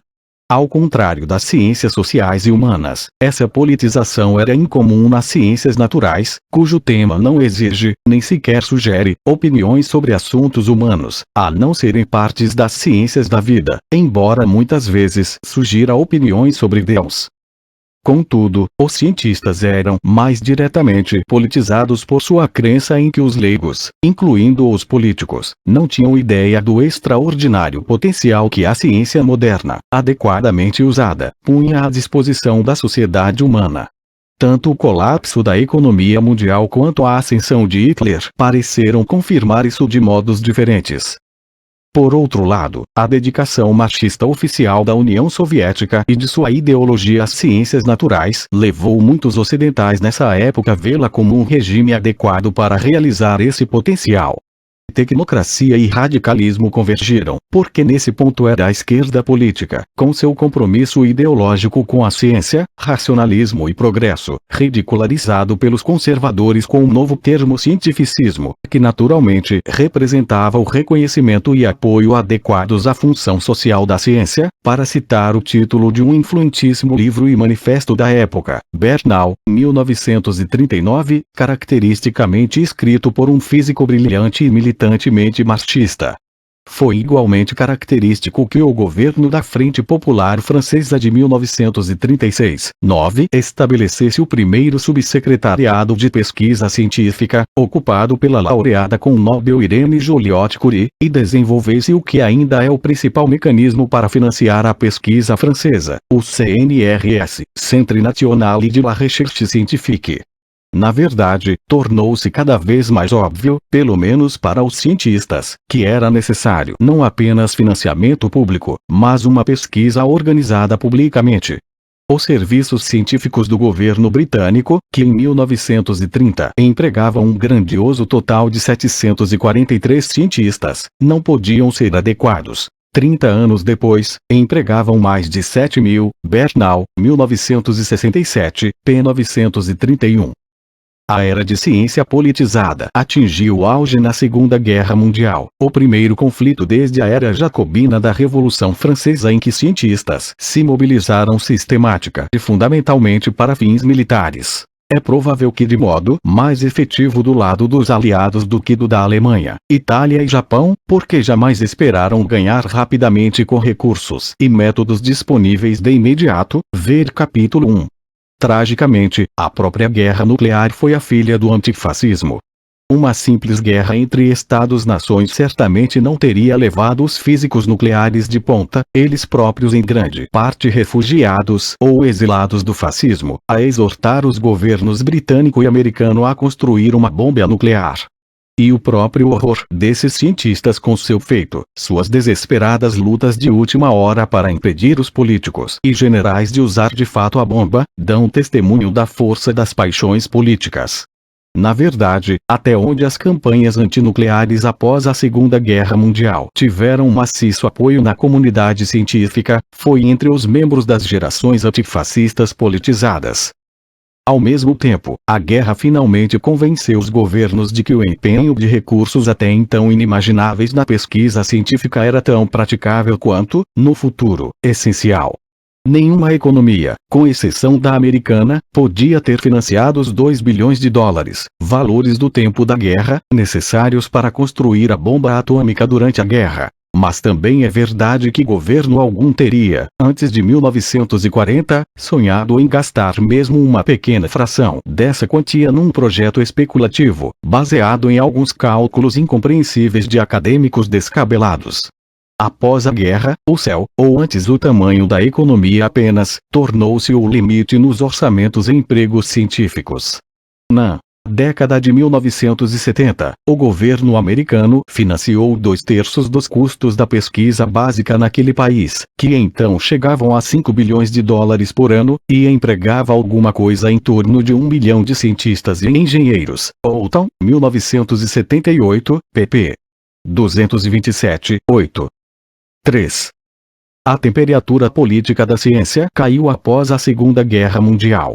O radicalismo nos laboratórios recuou rapidamente em 1947-49, quando opiniões tidas como sem base e bizarras em outras partes se tornaram obrigatórias para os cientistas na União Soviética.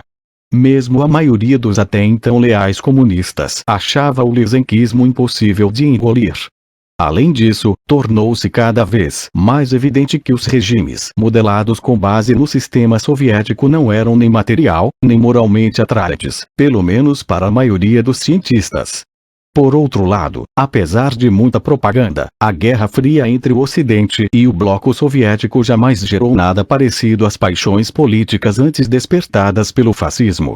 Talvez isso se devesse à tradicional afinidade entre racionalismo liberal e marxista, ou talvez ao fato de que a União Soviética, ao contrário da Alemanha nazista, jamais pareceu em posição de conquistar o Ocidente, mesmo que houvesse querido, o que havia bom motivo para duvidar. Para a maioria dos cientistas ocidentais, a União Soviética, seus satélites e a China comunista eram mais estados ruins, com cientistas dignos de pena, do que impérios do mal a exigir uma cruzada. No Ocidente desenvolvido, as ciências naturais continuaram política e ideologicamente quietas durante uma geração, desfrutando seus trunfos intelectuais e os recursos imensamente ampliados agora disponíveis para suas pesquisas. Na verdade, o generoso patrocínio de governos e grandes empresas estimulou uma raça de pesquisadores que tinham as políticas de seus pagadores como ponto pacífico, e preferiam não pensar nas implicações mais amplas de seus trabalhos, sobretudo quando estes eram militares. No máximo, os cientistas nesses setores protestavam por não poderem publicar os resultados de suas pesquisas. Na verdade, a maioria dos membros do que era agora um exército bastante grande de PhDs, empregados na Administração Nacional de Aeronáutica e Espaço, NASA, estabelecida para enfrentar o desafio soviético em 1958, não tinha mais interesse direto em interrogar a justificação de suas atividades do que os membros de qualquer outro exército. Em fins da década de 1940, homens e mulheres ainda se angustiavam em torno da questão de entrarem ou não em estabelecimentos do governo que se especializavam em pesquisa de guerra química e biológica. 183. Não há indício de que posteriormente tais estabelecimentos tivessem qualquer problema para recrutar suas equipes. Um tanto inesperadamente, foi na região soviética do globo que a ciência se tornou, quando nada, mais política à medida que avançava a segunda metade do século. Não por acaso o maior porta-voz nacional e internacional da dissidência na União Soviética seria um cientista, Andrei Sakharov, 1921-89, o físico que fora o principal responsável, em fins da década de 1940, pela construção da bomba de hidrogênio soviética. Os cientistas eram membros par excellence da nova, grande, educada e tecnicamente formada classe média profissional que iria ser a principal realização do sistema soviético, mas ao mesmo tempo a classe mais diretamente consciente das fraquezas e limitações do sistema. Eram mais essenciais para o sistema do que suas contrapartes no Ocidente, pois somente eles possibilitavam a uma economia, fora isso atrasada, enfrentar os Estados Unidos como superpotência. Na verdade, demonstraram sua indispensabilidade, fazendo com que a União Soviética por algum tempo ultrapassasse o Ocidente na mais alta das tecnologias, a do espaço cósmico. O primeiro satélite artificial, o Sputnik, 1957, o primeiro voo espacial tripulado por homem e mulher, 1961, 1963, e os primeiros passeios espaciais foram todos russos. concentrados em institutos de pesquisa ou cidades da ciência especiais, articulados, necessariamente conciliados e com certo grau de liberdade concedido pelo regime pós-Stalin. Não surpreende que as opiniões críticas fossem geradas no ambiente de pesquisa, cujo prestígio social era de qualquer modo maior que o de qualquer outra ocupação soviética. 4. Pode dizer-se que essas flutuações de temperatura política e ideológica afetaram o progresso das ciências naturais? Claramente muito menos do que ocorria nas ciências sociais e humanas, para não falar nas ideologias e filosofias. As ciências naturais podiam refletir o século em que os cientistas viviam apenas nos limites da metodologia empiricista que necessariamente se tornara padrão numa era de incerteza epistemológica, os da hipótese constatável. Ou, em termos de Karl Popper, 1902, que muitos cientistas faziam seus falsificáveis por testes práticos. Isso impunha limites à ideologização. A economia, embora sujeita às exigências de lógica e coerência, floresceu como uma forma de teologia, provavelmente, no mundo ocidental, como o ramo mais influente de teologia secular. Porque pode ser, e em geral é, formulada de modo a não sofrer esse controle.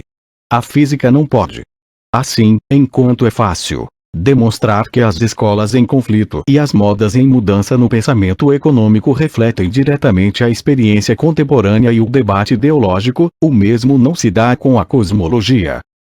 Contudo, a ciência reflete sua época, embora seja inegável que alguns movimentos importantes na ciência são endógenos.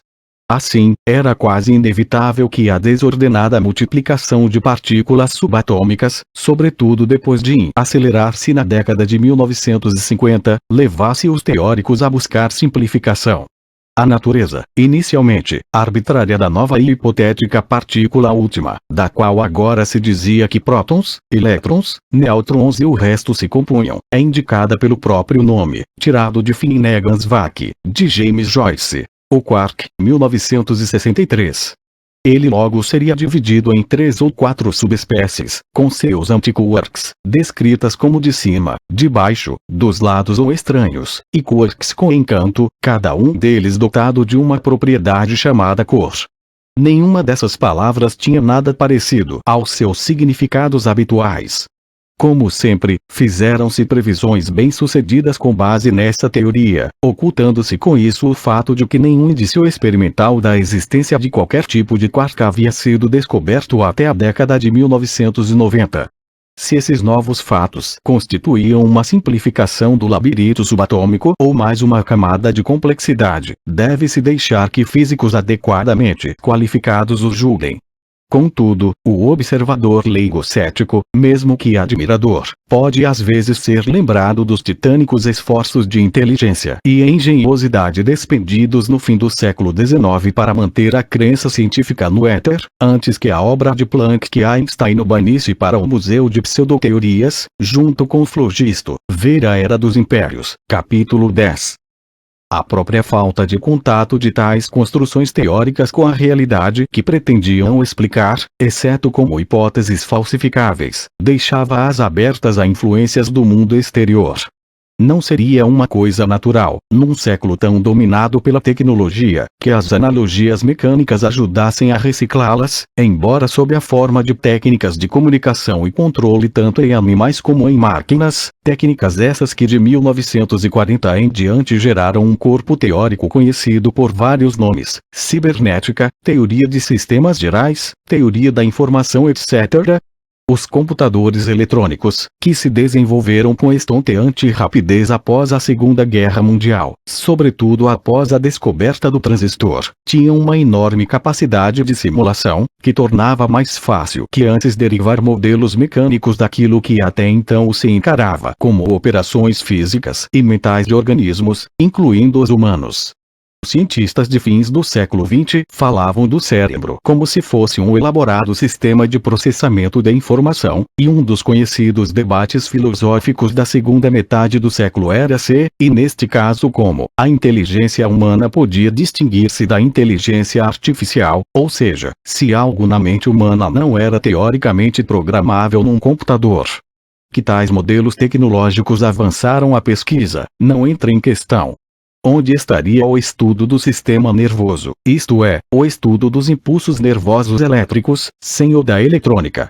Contudo, no fundo essas são analogias reducionistas, que bem podem um dia parecer datadas, como a descrição, no século XVIII, do movimento humano em termos de um sistema de alavancas.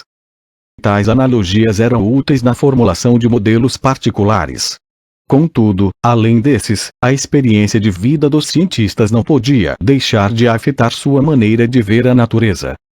O nosso foi um século em que, para citar um cientista criticando o outro, o conflito entre os gradualistas e o catastrofismo impregna a experiência humana. Jones, 1992, p. 12. E portanto, não surpreendentemente, passou a impregnar a ciência.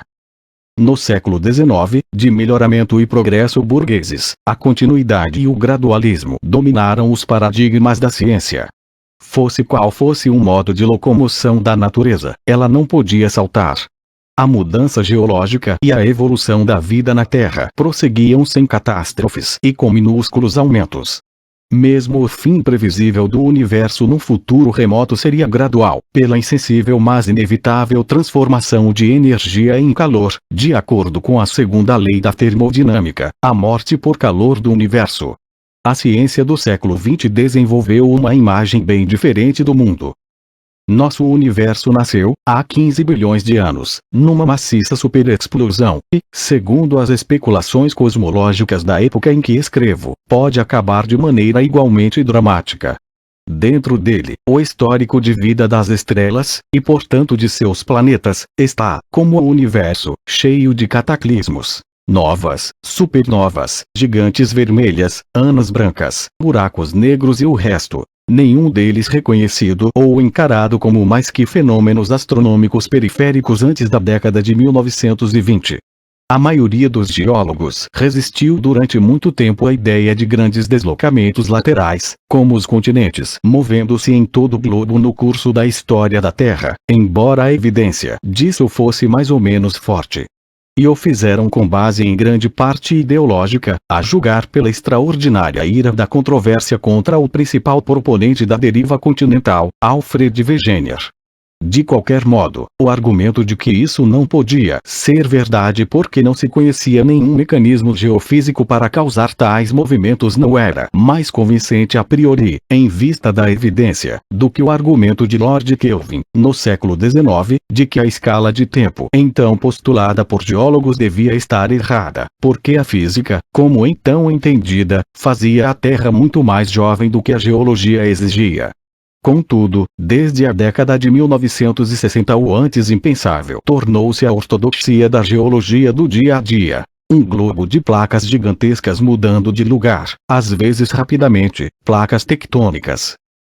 Talvez ainda mais a propósito seja o retorno do catastrofismo direto tanto à geologia quanto à teoria da evolução via paleontologia, desde a década de 1960. Mais uma vez, a evidência prima facie há muito é conhecida. Toda criança sabe da extinção dos dinossauros no fim do período Cretáceo. Tal fosse pela força da crença darwiniana em que a evolução não resultava de catástrofes, ou criação, mas de lentas e minúsculas mudanças atuando durante toda a história geológica, que esse aparente cataclismo ecológico chamou pouca atenção. O tempo geológico era simplesmente encarado como suficientemente longo para permitir quaisquer mudanças evolucionárias observadas. Surpreende, assim, que, numa era em que a história humana foi tão visivelmente cataclísmica, as descontinuidades evolucionárias voltassem a chamar a atenção. Pode-se ir ainda mais longe. O mecanismo mais favorecido por catastrofistas geológicos e paleontológicos na época em que escrevo é o bombardeio vindo do espaço cósmico, isto é, a colisão da Terra com um ou mais meteoritos muito grandes. Segundo alguns cálculos, é provável que um asteroide suficientemente grande para destruir a civilização, ou seja, o equivalente a 8 milhões de Hiroximas, chegue a cada 300 mil anos. Tais cenários sempre foram parte de versões marginais da pré-história, mas será que algum cientista sério, antes da época da guerra nuclear, teria pensado nesses termos? Tais teorias da evolução, entendida como lenta mudança interrompida de tempos em tempos por uma mudança relativamente súbita, equilíbrio pontuado, continuavam controvertidas na década de 1990, mas agora faziam parte de um debate dentro da comunidade científica. Mais uma vez, observador leigo não pode deixar de notar o surgimento, dentro do campo de pensamento mais distante da vida humana de carne e osso, de dois subcampos matemáticos conhecidos respectivamente como teoria da catástrofe, a partir da década de 1960, e teoria do caos, década de 1980. O primeiro, um desenvolvimento da topologia em que a França foi pioneira na década de 1960, dizia investigar as situações em que a mudança gradual produzia rupturas súbitas, isto é, a interrelação entre mudança contínua e descontínua. O outro, de origem americana, modelava a incerteza e imprevisibilidade de situações em que se podia mostrar que acontecimentos aparentemente minúsculos, o adejar das asas de uma borboleta, levavam a resultados imensos em outra parte, um furacão. Os que viveram as últimas décadas do século não tinham dificuldade para entender por que imagens como caos e catástrofe também apareciam nas mentes de cientistas e matemáticos. 5. Contudo, da década de 1970 em diante, o mundo externo passou a intrometer-se mais indiretamente, mas também com mais força, nos laboratórios e salas de conferências, com a descoberta de que a tecnologia baseada na ciência, tendo seu poder multiplicado pela explosão econômica global, parecia na iminência de produzir mudanças fundamentais e talvez irreversíveis no planeta Terra, ou pelo menos na Terra, como um habitat para organismos vivos. Isso era ainda mais inquietante que a perspectiva da catástrofe induzida pelo homem, a guerra nuclear, que atormentara imaginações e consciências durante a Guerra Fria, pois uma guerra nuclear soviético-americana era evitável, como se viu, foi evitada. Não era tão fácil escapar dos subprodutos do crescimento econômico relacionado com a ciência. Assim, em 1973, dois químicos, Hovland e Molina, notaram pela primeira vez que os fluorocarbonos, largamente usados em refrigeração e nos recém-populares aerossóis, consumiam o ozônio na atmosfera da Terra. Dificilmente isso poderia ter sido notado muito mais cedo, pois a liberação desses produtos químicos, CFC11 e CFC12, não totalizava 40.000 toneladas antes do início da década de 1950. Mas entre 1960 e 1972, mais de 3,6 milhões de toneladas deles haviam entrado na atmosfera.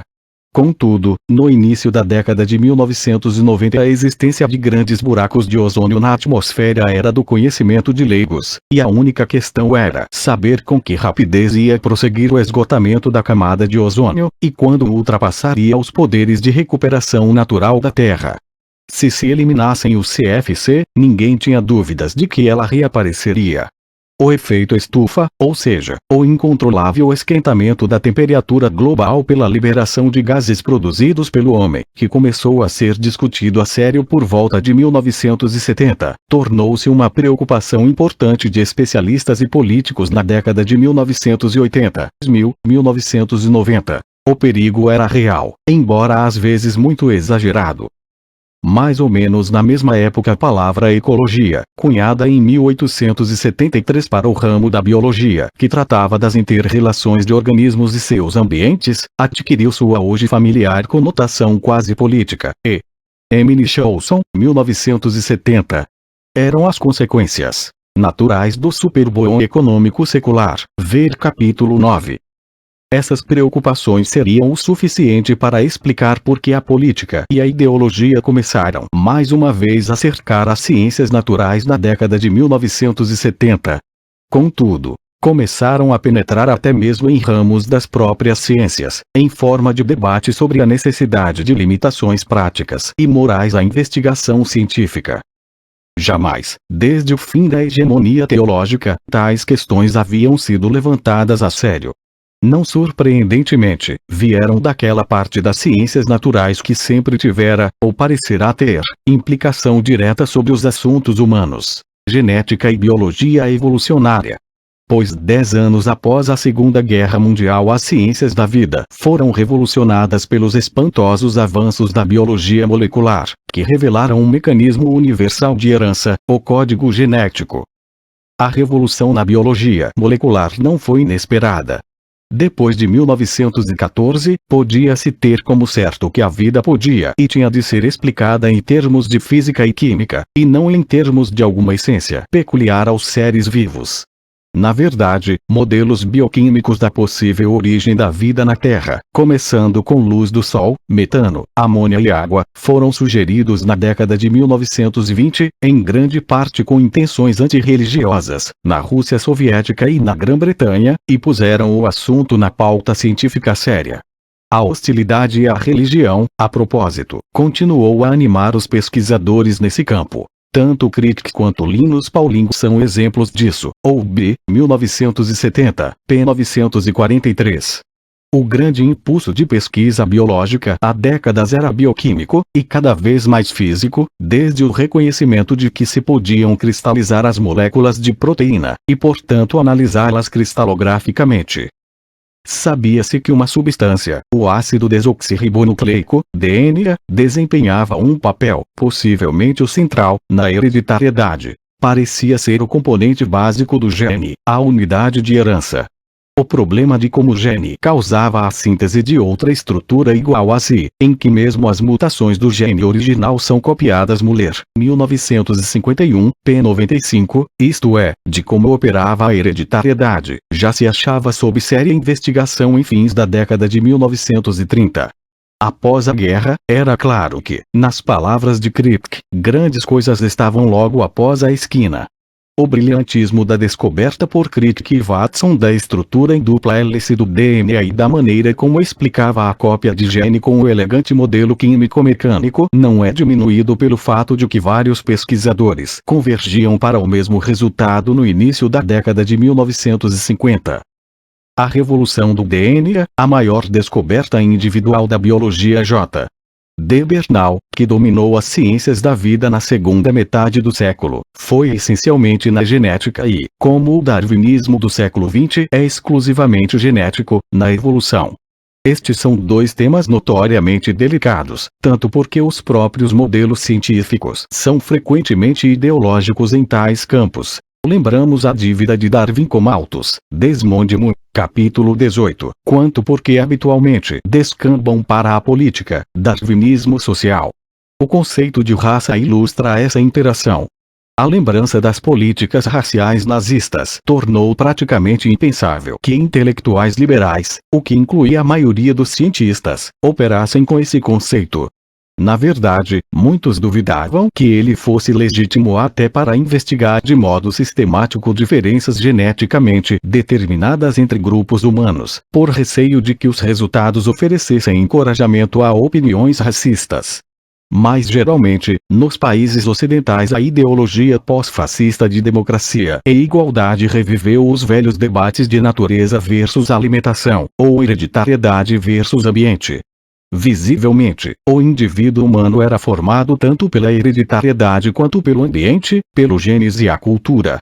Contudo, os conservadores estavam simplesmente demasiado dispostos a aceitar uma sociedade de desigualdades irremovíveis, isto é, geneticamente determinadas, enquanto a esquerda, comprometida com a igualdade, naturalmente afirmava que todas as desigualdades podiam ser eliminadas pela ação social. Eram, no fundo, ambientalmente determinadas.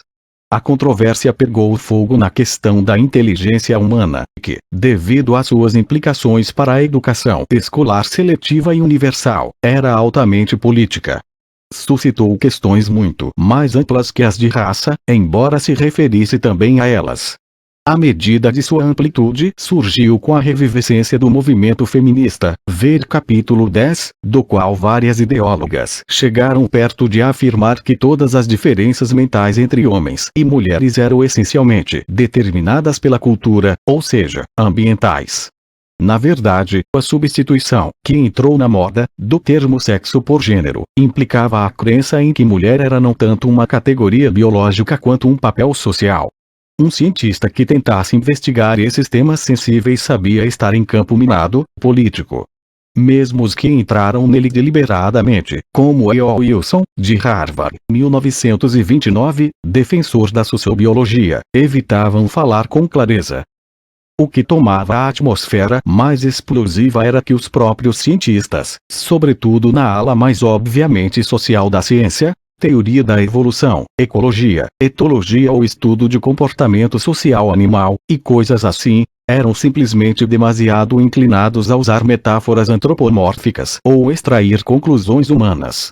Os sociobiólogos, ou os que popularizavam suas descobertas, sugeriam que as características masculinas, herdadas dos milênios durante os quais o homem primitivo fora selecionado para adaptar-se, como caçador, a uma existência mais predatória em hábitats abertos, Wilson, 1977, ainda dominavam nossa existência social. Não só as mulheres, mas também os historiadores ficaram irritados. Os teóricos evolucionistas analisavam a seleção natural, à luz da grande revolução biológica, como a luta pela existência do gene egoísta da Vikings, 1976. Até mesmo alguns que simpatizavam com a versão pesada do darwinismo se perguntavam que importância real tinha a seleção genética para debate sobre egoísmo, competição e cooperação humanos. A ciência achava-se uma vez mais acuada por críticos, embora, significativamente, não estivesse mais sob fogo da religião tradicional, além de grupos fundamentalistas intelectualmente sem importância. O clero aceitava agora a hegemonia do laboratório, extraindo consolo teológico que podia da cosmologia científica, cujas teorias de Big Bang podiam, com o olho da fé, ser apresentadas como prova de que o Deus criara o mundo. Por outro lado, a Revolução Cultural Ocidental das décadas de 1960 e 1970 produziu um forte ataque neoromântico e irracionalista à visão científica do mundo, que podia passar prontamente de um tom radical para um reacionário.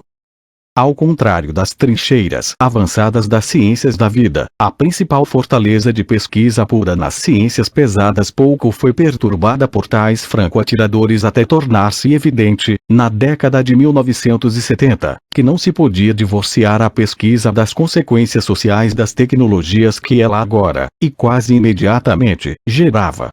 Foi a perspectiva de engenharia genética, logicamente de formas de vida humana e outras, que na verdade suscitou a questão imediata de se deviam considerar limitações à pesquisa científica.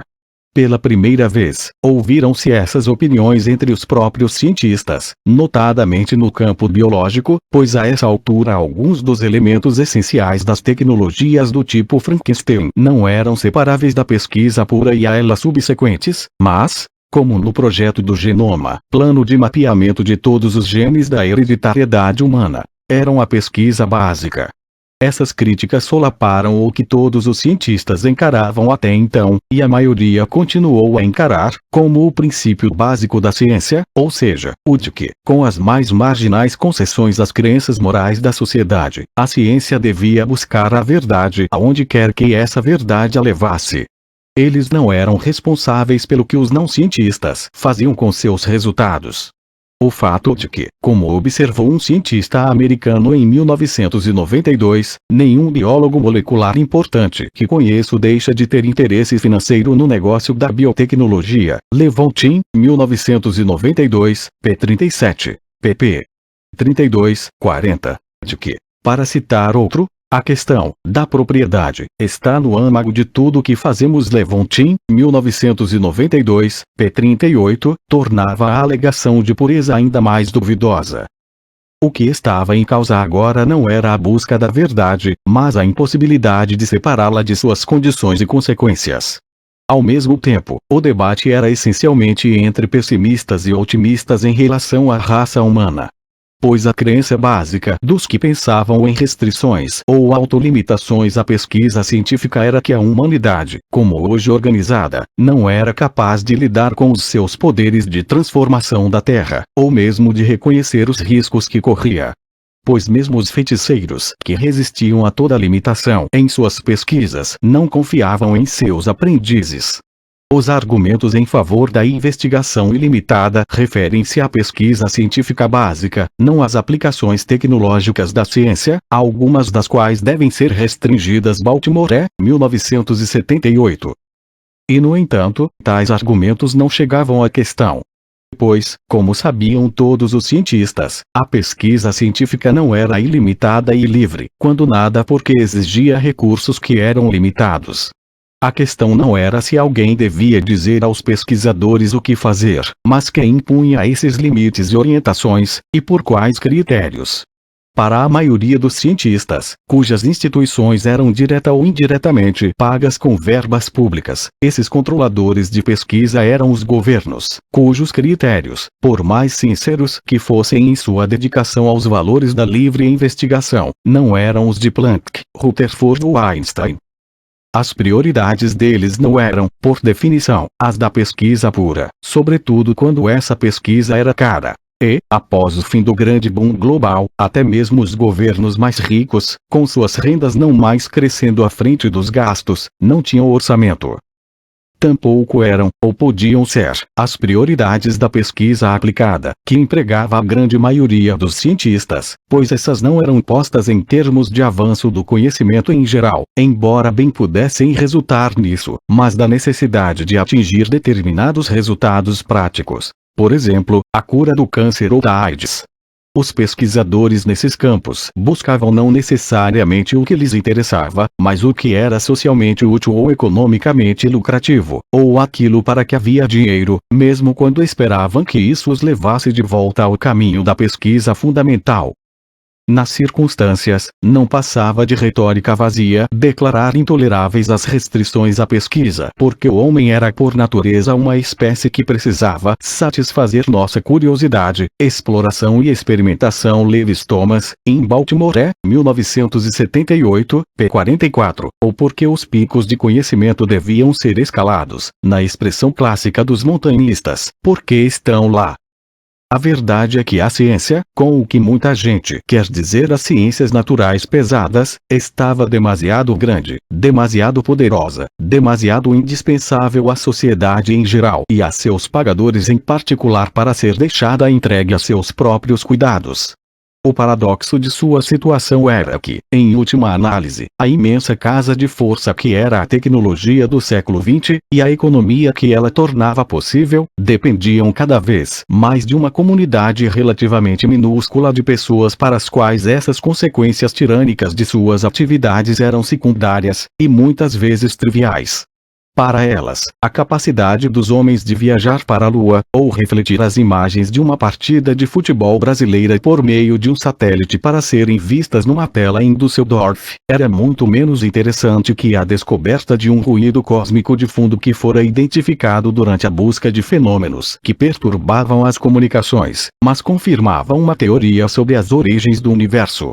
Contudo, como o antigo matemático grego Arquímedes, elas sabiam que viviam e ajudavam a moldar o mundo que não podia entender nem ligava para o que faziam.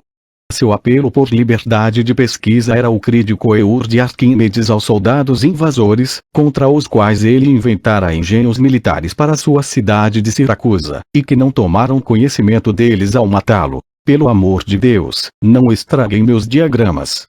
Era compreensível, mas não necessariamente realista.